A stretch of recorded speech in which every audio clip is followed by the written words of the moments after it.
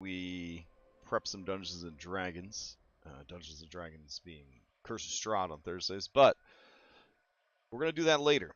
Right now, before it fades from memory, I'm gonna do my monthly book report on our Kingdom Death People of the Dreamer campaign, or People of the Dream Keeper, excuse me. It's using the new Gambler's Chest expansion, which is from the second Kickstarter, and it introduces a ton of extra complications to the game, extra systems and subsystems to the game. This is a game that was already very chunky.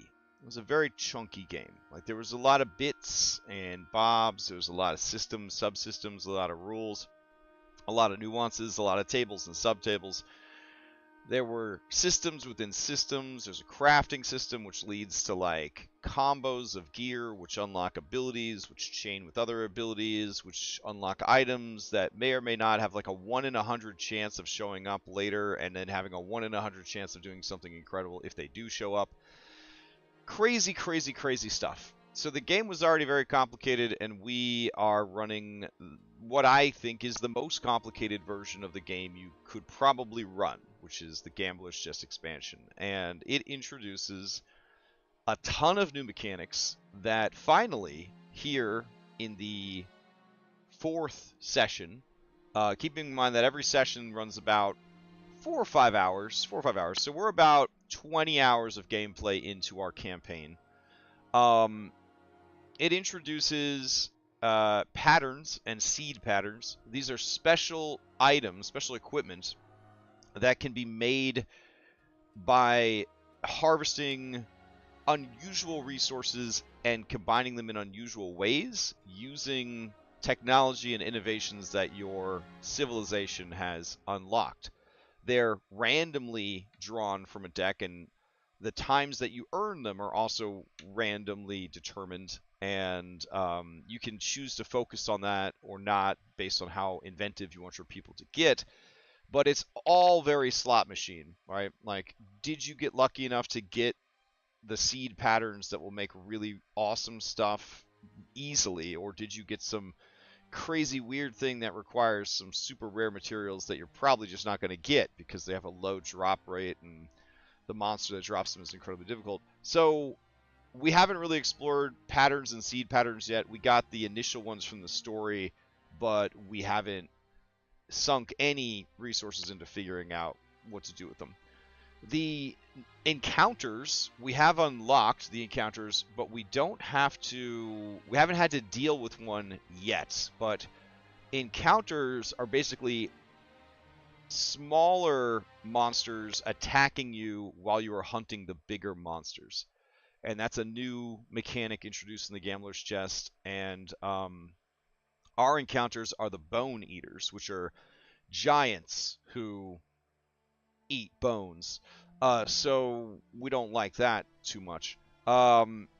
Fortunately, again, we haven't run into them. I'm still very scared because we don't ever read ahead when we do a Kingdom Death campaign, so we just have no idea like what these Bone Eaters are capable of. And the setup for them was very spooky, so a little nervous about that. Another new mechanic is the Scouts of Death, which we're loving. The Scout, it adds a 5th character. That 5th character has 4 item grid instead of a 9 item grid, and they are super slow because they're carrying all of the supplies for the hunt. And the benefit of the Scout is that they are good at running away. And if your Scout runs away, but you get a TPK against the monster you're hunting, you get to keep your equipment, which is normally not a thing. Like, normally in Kingdom Death, if your 4 characters all die, all of their equipment is lost. Everything they had on them. Like, it's terrible. So the Scout is extremely cool. It does add like another layer of gameplay. They have special equipment that you can get. Any character can be the Scout and then stop being the Scout. So it's like a role that is taken on by any character in the civilization. So in a way, it's a little bit easier because you have 5 characters instead of 4, so you have a better action economy against the monsters. But if you lose your scout, it's almost impossible to replace them. It's like super hard to replace them. So it's a very risk-reward situation. Like, you want to use your scout, but you also don't want the scout to die. So they're like Precious Baby. When you take Precious Baby with you on hunt, you just don't want them to die, but you do want to use them. So it's been very exciting to have the scout, and it's definitely been one of the new things that I really like is the scout mechanic. I think that's really good. Wanderers. We haven't unlocked Wanderers. There's an entire gameplay system, that is just about these Wanderers, and basically these are named NPCs that live in the campaign setting of Kingdom Death that you might run into during an event or while you are hunting, but only if you unlock the innovation that allows you to attract them, meet them, and recruit them. And so they built an entire rules system, an entire subsystem. They designed a ton of unique special characters, and you might never actually get to use them if you don't unlock that feature, which you can't force the unlock. It is still luck based if you manage to unlock them. So yeah, it's we haven't unlocked it yet. We want to, but we haven't unlocked it yet. I think that, yeah, so Wanderers and characters, sorry, are like kind of hand in hand, I believe. I may have just described characters instead of Wanderers. Hold on. Wanderers are strangers who emerge from the campaigns, can only have one wanderer after, even after they leave. Oh my gosh, so many ads on here. That's great. Can't wait to buy Ashley Furniture. Hashtag not sponsored. Campaigns can only have one wanderer. Okay. So wanderers actually go out and explore and then come back. So they're kind of like the lone wolf of the settlement. What I was describing, the special named NPCs, those are characters, and then that's the one where you have to unlock a special innovation just to get characters to start showing up. And then finally, the other really weird thing is the Ark survivors. So I've played a People of the Lantern campaign, and I've played a People of the Dragon campaign. And the People of the Dragon were way different than the People of the Lantern. Like, People of the Lantern, they're like your basic bitch, like vanilla Kingdom Death people. But People of the Dragon are actually disciples of this creature called the Dragon King, which is like this god creature. And it has a dragon form and a human form, and you are like his disciples, and he's training you to get really strong. Listen, if you've played Dragon's Dogma, it's just the plot of Dragon's Dogma, basically, if the dragon lived in Kingdom Death. That's all it is. It's just this is a plot from Dragon's Dogma. So, he's raising an entire civilization so that one person among that civilization can be strong enough to kill him and take his place as the next. I just spoiled the whole fucking campaign for you. I'm sorry, but it felt significantly different. Like those heroes were like good at certain things, and then the Lantern heroes are good at certain things. So these Ark survivors, are not very good at things. So they can't learn fighting arts, which is like the great equalizer of the game. Like, fighting arts is like how you get good, is like with fighting arts. And then the dragon people, they would basically like get superpowered. Like, they would get like superpowers, like superheroes, basically. So then we have these Ark survivors. They're all about art and philosophy and food. They're like ancient Greeks, but they're stuck in like Kingdom Death. And so they can actually die if they try to learn a fighting art. Like, their brain can't process like fighting arts. It's literally in the game that like their head explodes. There's like a, I don't know, 5% chance their head explodes if they try to learn a fighting art. what they are good at is learning and inventing and studying the world, and they have these philosophies.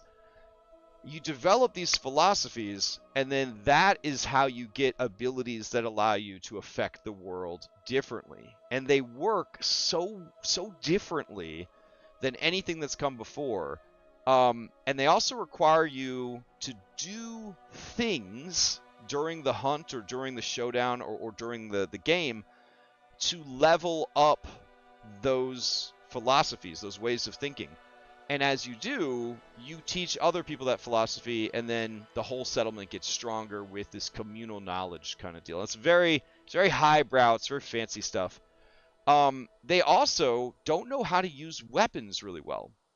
In every other version of Kingdom Death that I've played, weapon proficiency is a big deal. Let's say, because this is very Monster Hunter inspired. So if you have a person that specializes in spears, as they use spears more and more and more during their life, they will unlock new abilities for the spear. And then maybe at a certain point, they retire from hunting and they're able to teach other people in the village to be really good with spears. And then you have a village that's just really good with spears, or really good with swords, or really good with axes or clubs or whatever. But there's a benefit there to focusing on a single weapon and improving that weapon. Ark survivors don't know how to level up their weapon skills. It's baffling. So, it's been very confusing. Like, the campaign's been very confusing for us because it's so different than the other 2 times that we have played through Kingdom Death, not counting the times that we attempted and failed to play through Kingdom Death because we got a TPK and our whole settlement got wiped out, often by plague. Plague is like the #1 thing that wipes out your civilization. Anyways, we're getting the hang of it. That's what I'm trying to tell you 12 minutes later, is we're finally understanding in session 4 what we signed up for. Like, we really just kind of jumped into the pool, and then we started blowing up the pool toys while we were in the pool. Like, we really just jumped into this and didn't read and study the rules as heavily as we should have. We haven't made any mistakes, which is good, and we're doing all right, which is cool.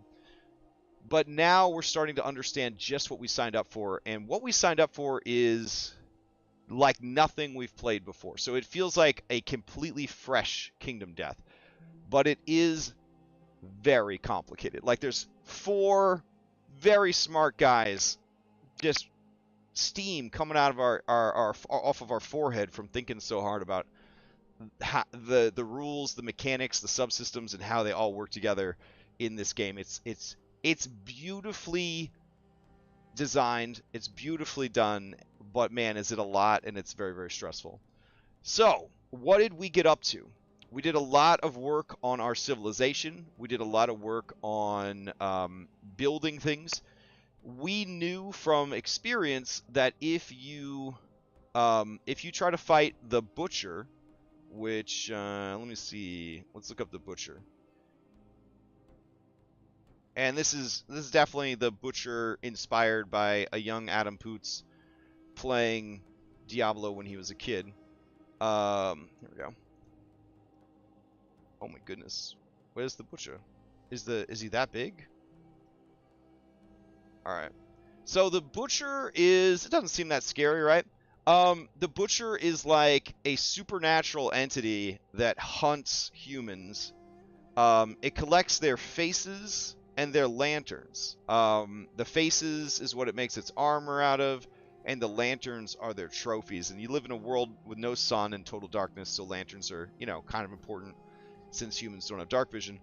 Has these huge cleavers and just a total badass. This is called a nemesis. A nemesis is a monster that's hunting you. Normally, in an average year of your settlement, you go and you hunt a monster, and your success or failure in that hunt, it represents the success or failure of the entire year of your civilization, like biblical year of your civilization. But every once in a while, every few years, a nemesis shows up, so a monster that hunts humans. And this guy is the first one normally in a campaign that shows up. Now, he can be swapped out. There's like different nemesis for different campaigns. But in this campaign, we get the classic Butcher. And we fought the Butcher before. So we know that when the Butcher shows up, he kicks the shit out of you. Then after he kills all 4 of your dudes that try to fight him, he goes and he destroys all of your resources. So everything that you have stored to build equipment, to feed your family, to develop your civilization, he destroys it all. So we were like, we gotta beat this guy. But I was like, maybe we just let him kill everybody and we use all the resources so that he can't take them, right? So we just send like 4 naked babies. He kills the 4 babies, and we get to keep all our, and we use all our resources we just craft all of them. So we have nothing for him to destroy. I got outvoted. They were like, no, we're going to go hard and we're going to beat his ass. Now, here's the motivation in this new Gambler's Chest that would make you want to fight every nemesis that shows up and win. There is something called collective cognition. Collective cognition is experience points for your settlement. You get collective cognition the first time you beat a rank 1 monster, the first and second time you beat a rank 2 monster of that type, and the first, second, and third time you beat a rank 3 monster of that type. And then you also get an ass load of collective cognition points for defeating the nemesis when it arrives. Regardless of what rank, you just get just a shitload of CC points. What does collective cognition do? What does CC do? It levels up your civilization massively. Like, it gives you like free innovations, it gives you like new items, sometimes it gives you new people, sometimes it gives you new powers. It's crazy. The rewards are so substantial. This is the golden carrot on a stick. Like, this campaign could ask us to do anything, and if it's offering us collective cognition points, we're gonna do it. And I think that is such smart design by Poots and his team, because a lot of these nemesis encounters in the basic bitch campaign, you really are like, it's just not worth it. It's just not worth sending our best people out there and having them get literally butchered by this guy. Like, it's safer just to use all of our resources and send out 4 kids, just have him kill the kids. He'll get mad. There's no resources to destroy. He'll leave. But this time, with all those CC points and the benefits that we could get from the CC points, we don't even know what we get because we're not looking ahead. We just know that you get good stuff. We're like, we have to beat this guy. We have to beat this guy. So we sent our 4 best people with like all of our best equipment, including our magic items, which are magic items in Kingdom Death. If the person who's using the magic item dies, the item is destroyed. Imagine that in Dungeons and Dragons. That's crazy. So if you die while you're equipped with a magic item, that magic item is destroyed. So we sent our best people out there to fight this guy, and it was awesome. It was so awesome. The dice gods were like on our side this time. This particular monster, his whole thing is like speed. So a normal monster gets to draw from its AI deck once per monster round. This guy always draws at least 2 times from his deck. I say at least 2 times because many of his abilities tell you to draw another AI card at the end of that card's attack routine. So you could draw a card like Infinite Kick. So he kicks you 25 feet and you fall prone, and then he runs up and then he draws another card. And then that card is like chop him up and then draw another card. And then you still have to draw the actual second card for the round. Like, I've seen this guy attack 3, 4, sometimes 5 times in a monster turn. There is actually a combo in his deck that if you are really unlucky, he will just infinitely attack you. so there's that card I mentioned, Infinite Kick. It says to beat someone up and then draw a card, beat somebody up, draw a card, beat somebody up, draw a card.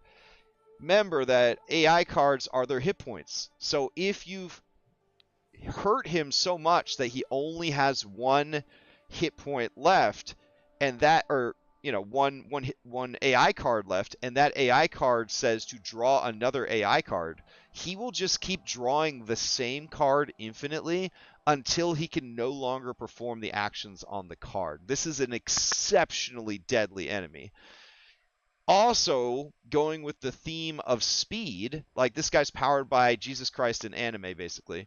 But his hit location deck, every round, you take all of the discarded hit locations, you shuffle them back into the deck. So he gets a fresh hit location deck every time. So it's very hard to predict when his trap card is going to come up, because every time his turn comes up, he shuffles his hit location deck. So you never know for sure. He's completely unpredictable as far as like when he's going to drop his trap card on you, which, if you're just joining in here and you haven't watched any of the other Kingdom Death recap videos, a trap card is the monsters, when you attack them, you draw from a hit location deck, and there is one card in the deck that is their Yu-Gi-Oh! Trap card. And if you draw that, you actually get counterattacked, and you become like unable to defend yourself, and some of the traps are, you're basically just dead. He just like gets really angry, and he does like a Dragon Ball Z shout, and he knocks everybody back 25 feet. So that's not too bad, but it does end your turn, which kind of sucks. And then if you crash into anything when you're knocked back, you also get knocked down, which could end your turn and make it difficult for you to kind of get back to him. You combine that with his incredible speed, and if he knocks your strongest melee fighter over here to, this side of the field, and then he runs to that side of the field to beat up your archer, and he's kicking the shit out of your archer, and now your other guy, it's going to take him like 2 turns to get over there.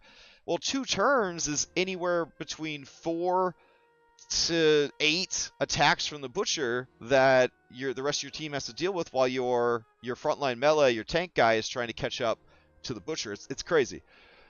And if you have somebody that's like, I'm beat up real bad, I'm going to stay away from the butcher so that I don't get targeted by him, one of his attacks is he teleports to the person who is the furthest away from him and then beats the shit out of them.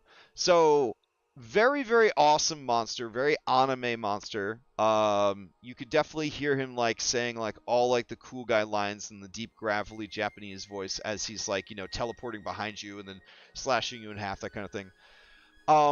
His other mechanic is madness. So like as he's fighting you, imagine like a D&D barbarian, or I guess a 19th level Pathfinder barbarian, where their rage is contagious.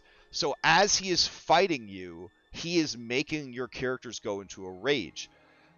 When you are in a rage, they call it frenzied. You get a +1 to your attack speed and a +1 to your damage rolls, which is really, really good. However, when you're frenzied, you can't use survival. And survival is the economy that allows you to take an action surge. It allows you to dodge. It allows you to take a bonus action dash. Putting this into 5th edition terms, essentially. So it takes away all of your tactical abilities in favor of attacking a lot and attacking really hard. Also, the more you attack, the more likely you are to draw a monster's trap card. So attacking too many times in a round because your speed is too high, that's how my one character, Virginia, got herself killed. Was she had her frenzy was up to like 9 or something. So she was making like 11 attacks per round, and eventually she just pulled the trap card and fucking died. Well, no, Virginia died because her heart exploded from fear. But still, like, it was kind of a miracle she didn't pull a trap card. Anyways, we're fighting this guy, and we kick the shit out of him. I mean, we made him our bitch. Like, I rolled at one point 5 nat 10s in a row, and we knocked him down. which is an incredible thing to do to a monster. And then everybody just started beating his ass into the ground. Like, he couldn't land any significant hits on us. All of the, like, we were rolling low for him, rolling high for ourselves. We were getting rid of all of his best AI cards. We pulled the trap like 3 times, and it really wasn't that effective because right before we went to fight him, we unlocked dashing. And so even though he was really fast and knocking us away and stuff, we had a way to get back into the fight quickly. And because we hunt the Crimson Crocodile, and the Crimson Crocodile's entire mechanic is become immortal and be fueled by madness, we had 2 of our immortals with us. And immortals, basically, as long as they're crazy, they don't take any real damage. And so a lot of his moves, he tries to scare you and stuff, but immortals, they just get more crazy when you try to scare them. So he was basically making our people invincible against him, and it was such a satisfying, because I've played this game a lot over the last 6 or 7 years, or however long it's been, and this guy is a pain in the ass. Like, he's such a pain in the ass. And so to have that session where we just beat his ass, it was like really satisfying. Like, really satisfying. Then, after rolling like 5 nat 10s during the fight, I go to roll for the loot, and I roll a 6th nat 10. Another nat 10 on the loot. So we got one of his cleavers as a drop. So we have one of these badass butcher cleavers as a drop. So one of these characters is carrying around this cleaver like the size of a person, which is just awesome. And he dropped a bunch of lanterns, which we can melt down for metal and stuff like that. And so it was like really, really satisfying.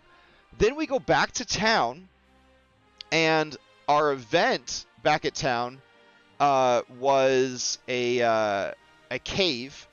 And then this mysterious cave, like a mouth of the statue opens up, and there's a cave inside. And you could like send people into the cave as like a test of courage or whatever. And the mechanic for that is you can roll any number of d10s.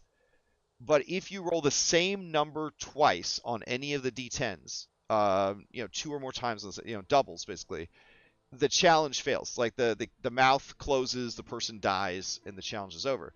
But the higher the number that you get, like the better the prize you get. And we had the gambler, the dreamer, essentially. Where is he? There he is. I don't think they got a picture of the gambler. Aw. All right. Well, the gambler, who's like the god of our civilization or whatever, he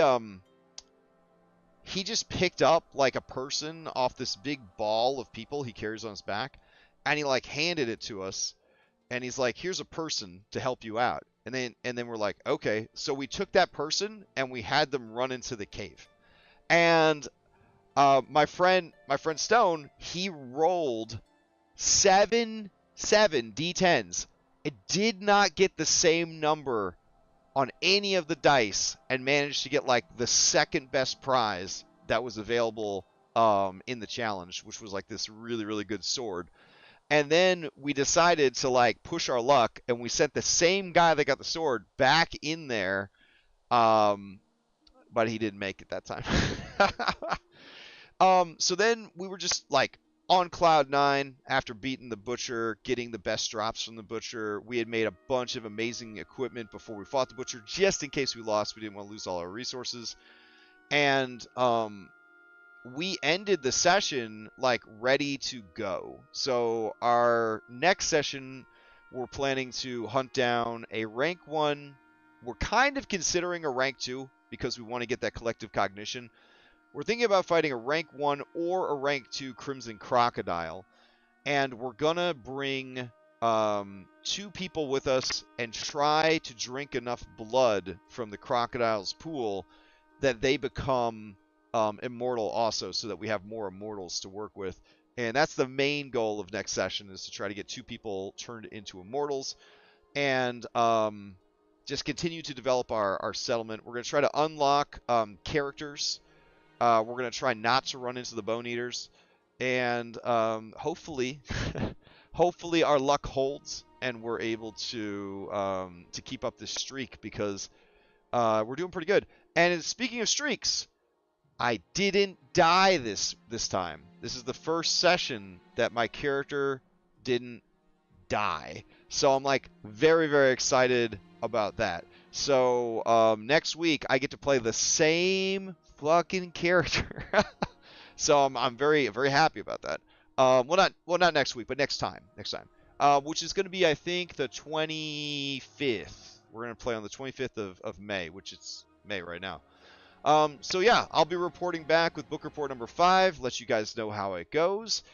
Things that are waiting for us in the future. We might try to fight mermaids again. The Smog Singers are these mermaids that, if you watch the previous book report, their weapon is making you feel bad because they're really sweet old ladies, and you have to fight 3 of them at once, and they all use AoE attacks, and it's fucking bananas. But the loot they drop is incredible, so we're probably going to go kill more grandmas. And then we've got Atnus on the horizon, and Atnus is a nemesis similar to the Butcher, but he is evil Santa Claus. Yeah. So let me see. Somebody somebody painted a really good Atnus. Let me see if I could find it to show you guys. Let's see.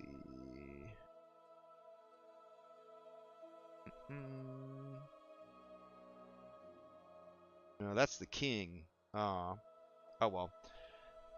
I'll try to have actual, like, cool art to show you guys next time.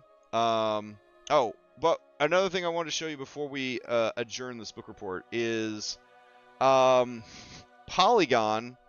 They did an article about Kingdom Death and the new Gambler's Chest, and their review was Kingdom Death Monsters massive new expansion is just too much damn work.